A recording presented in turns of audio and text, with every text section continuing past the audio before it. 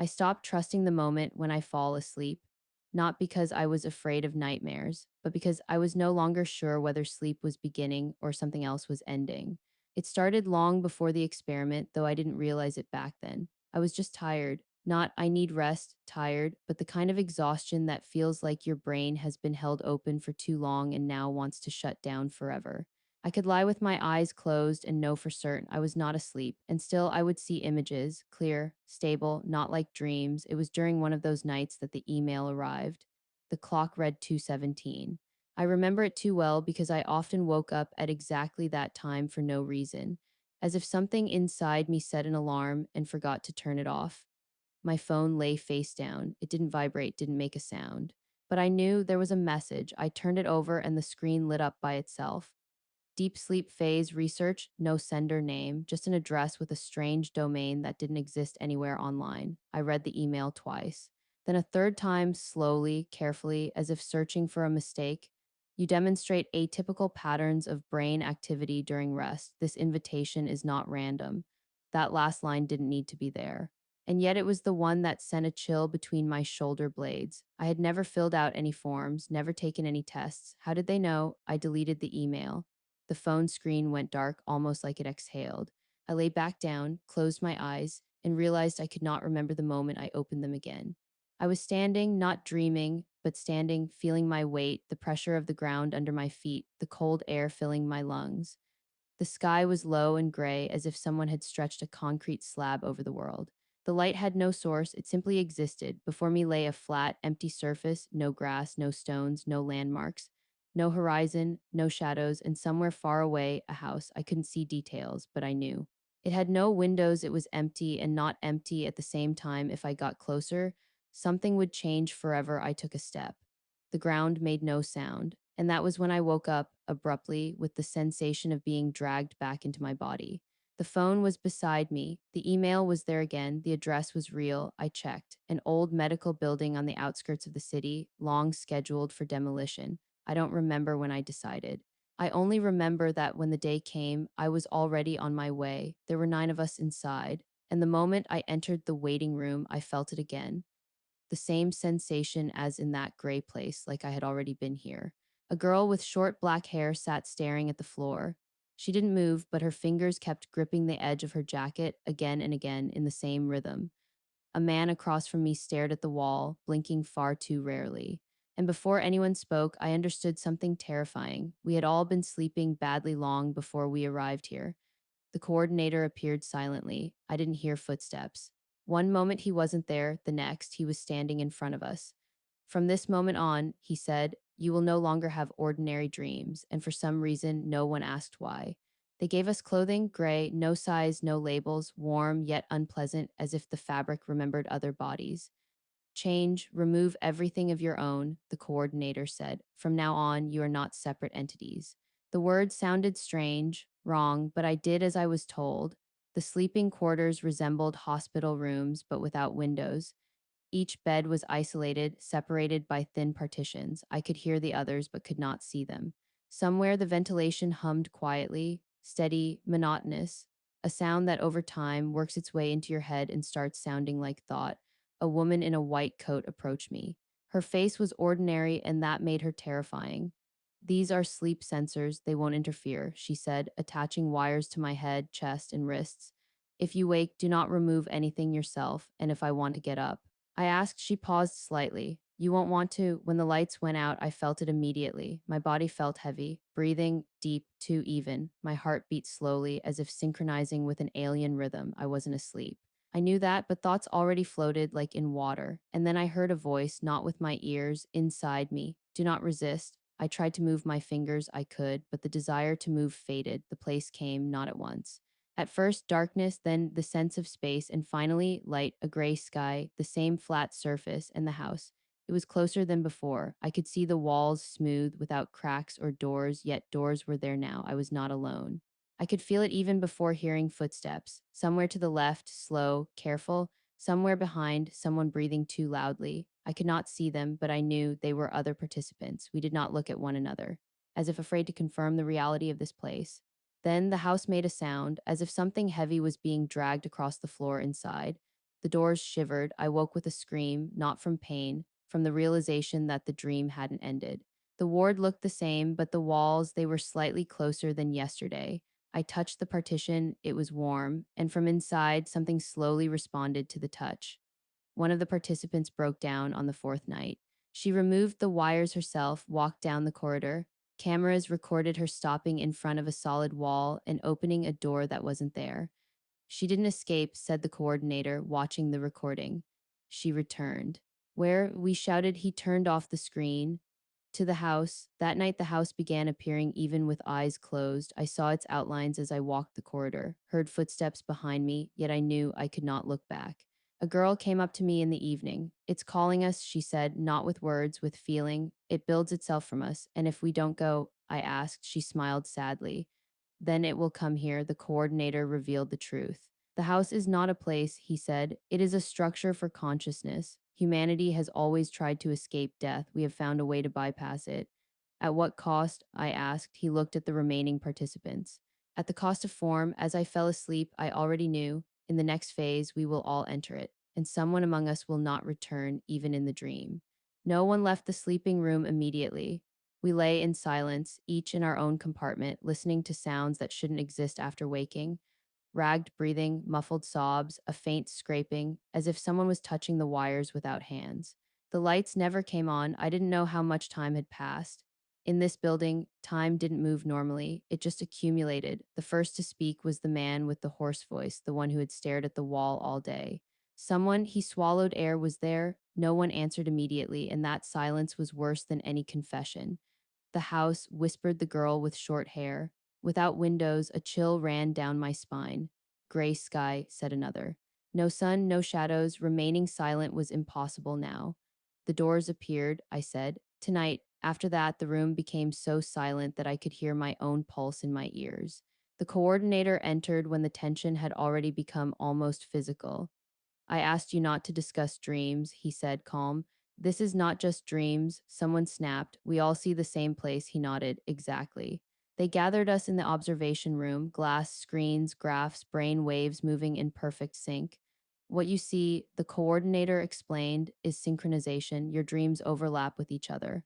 Why? I asked. He looked at me longer than necessary to test whether human consciousness has a shared depth. On the screen appeared a reconstruction, a gray expanse, the house. This is not a creation of your brain, he added. This place always appears when a person goes deep enough. And inside, the girl whispered, the coordinator did not answer. After the third night, an unspoken rule emerged. No one had voiced it, but everyone understood the same. You must not look back. In the dream, I felt it clearly, as if reality itself tensed whenever I tried to turn my head. Someone broke the rule. We heard their scream, not in the ward, but right in the dream. It tore through space, reflected off the house walls, and I saw for the first time how the doors slowly opened. Not fully. Just enough for darkness to seep through. When we woke, that man was gone. The bed remained. Sensors still functioned, but no pulse was recorded. He didn't die, the coordinator said calmly. He remains. Where? We shouted. He looked at the screen, where you all have already been. That night, the house grew closer. I saw cracks in the walls, footprints on the ground, as if someone had dragged their feet. And I realized something else, something that made me want to wake forever. This place changes when we speak of it. When I opened my eyes, the coordinator stood by my bed. The next phase begins, he said. You are no longer mere observers. After that night, we never fully woke up. Our bodies got up. Eyes opened. We walked, spoke, ate, if it could be called that, but something remained there in the gray expanse. Like part of our consciousness didn't return, but just stretched behind us like a long, thin trail. I noticed it in the morning when I went to the bathroom. The mirror was clean, no cracks, no stains, but my reflection lagged. I raised my hand, and only after a moment did my reflection move. It was as if I was watching someone trying hard to be me. I stepped back. The reflection did not. At breakfast, there were 7 of us. The place of the man who remained had not been cleared. The plate was still there. Even a cup of unfinished coffee. It should have been cold, yet steam rose from it. He is still with us, whispered the girl with short hair. I heard him last night. Where? Someone asked. She looked at the table. Under the floor. That night the dream came before I was even connected to the machines. I blinked and I was in front of the house. The doors were open, not wide. Just enough to see a corridor inside. long, narrow, low ceilinged. The walls breathed. I can't explain it otherwise. They moved just barely like a rib cage during sleep. And the sound, slow, wet, like someone walking barefoot on a damp floor. Do not enter, I heard a whisper. I didn't know who said it. The voice had no direction. I took a step back, and then I realized I could not move. The ground held my feet. Not like mud, like someone's palm squeezing bones. A figure emerged from the house.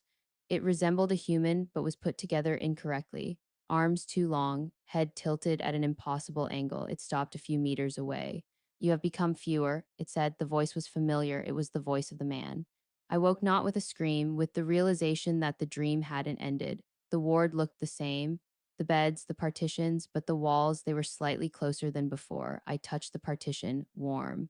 And from inside, something slowly responded. One participant broke on the fourth night. She disconnected herself, walked down the corridor, stopped in front of a solid wall, and opened a door that wasn't there. She didn't escape, said the coordinator, watching the footage. She returned. To where? We shouted. He switched off the screen. To the house. After that, the house began to appear even with closed eyes. I saw its outlines as I walked the corridor, heard footsteps behind me, yet I knew looking back was impossible. A girl approached me in the evening. It's calling us, she said, not with words, with sensation. It builds itself from us, and if we refuse, I asked, she smiled sadly. Then it will come here. The coordinator revealed the truth. The house is not a place, he said. It is a structure for consciousness. Humanity has always tried to escape death. We have found a way to bypass it. At what cost? I asked. He looked at those who remained. At the cost of form, as I fell asleep, I already knew in the next phase we will all enter it, and someone among us will not return, even in the dream. 5 of us remained. I stopped counting people as people. Now they were forms still holding together. Each of us carried something extra, a silent shadow that did not cast light but dragged along behind us. That night, the coordinator did not connect the machines. That is no longer necessary, he said. You have learned to enter on your own, and you, I asked, are you going into? He looked at me as if the question were naive. I have been inside for a long time. The dream did not come. The world simply switched. I stood in front of the house, but now we were together, 5 of us. I could feel the others not with my eyes, with presence. Our thoughts did not merge, but touched like fingers in the dark. The doors were wide open. Inside, it was not dark. There was silence, abnormal silence, like in a room where screams had just stopped. The corridor stretched forward, but the longer I looked, the more I understood. It did not lead inward, it led down. Do not fall behind, the voice of the coordinator rang. It did not come from one place. It spread across the space like an echo of thought. We took the first step. The floor was soft, not like carpet, like skin. It sagged slightly, responding to weight, and I felt a faint pulse. The walls were covered with shapes. At first, I thought they were shadows, but looking closer, I realized these were imprints, human silhouettes, frozen in different positions, some reaching outward, others trying to turn away. Are these the previous ones? Someone asked. Those who didn't survive the transition, said the coordinator. The form did not disappear. It remained useful. I recognized one. The man with the hoarse voice. His silhouette was twisted, elongated, but I recognized the tilt of his head. Is he alive? I whispered. He is functioning, the voice replied. We reached the hall. It was enormous, bigger than the house from outside. The ceiling lost somewhere above, the floor slowly rising and falling like lungs. At the center stood something like a heart. It didn't beat, it waited. This is the core, said the coordinator, where consciousness ceases to be singular. What do you want from us? I asked. There was a pause. Filling, one of us understood first. He stepped forward alone. No scream, no hysteria. His body began to lose clarity as if someone erased the lines with a rubber. I do not want to return, he said. There is emptiness. I watched as he merged with the wall, his form stretched, absorbed, becoming part of the pattern. And the house shuddered with satisfaction. See, said the coordinator, no pain, only transformation. You lie, I said. I adapt, he replied. As do you. Then the house spoke, not one voice, ours. I heard myself. My own intonations, my doubts, spoken without me. You always wanted to sleep, the house said in my voice. Not to rest, to disappear. I covered my ears. It did not help. You are afraid of death, it continued, but we offer an endless pause. It's a trap, whispered the girl. It breaks us? No, said the house in her voice. I preserve you. I looked at the coordinator. How long have you been here? He was silent for a long moment. I was first, he finally said. My body has long been asleep in that building, or perhaps not. You want us to become like you? I want the house to be complete. The walls began to shift, not fast. Confidently, I realized the final phase has begun, and there is no choice, only a decision how exactly to disappear. There were four of us left, or maybe fewer. Counting no longer made sense, numbers slid away, refused to stay whole. The house was closing, not like walls moving inward, but like thoughts narrowing. Each second felt tighter than the last, as if reality itself was being folded and pressed into a smaller shape. You still can return, the coordinator said, but his voice had changed. It was layered now, not one tone, many. As if the house spoke through him, using his mouth as an opening. Return where? I asked. He didn't answer. The heart at the center began to move. Slowly, deliberately, it unfolded, revealing that it was not an organ, but a knot. Thousands of threads, memories, identities, dreams tied together so tightly they could no longer be separated. This is what remains of humanity, the House said, not bodies, not names, patterns. One of the remaining participants collapsed to their knees. I can't feel my face, he whispered. I'm forgetting how I looked. I looked at my hands. They were still there, but too correct, like a remembered image instead of flesh. You were chosen because you noticed the house first, the coordinator said to me.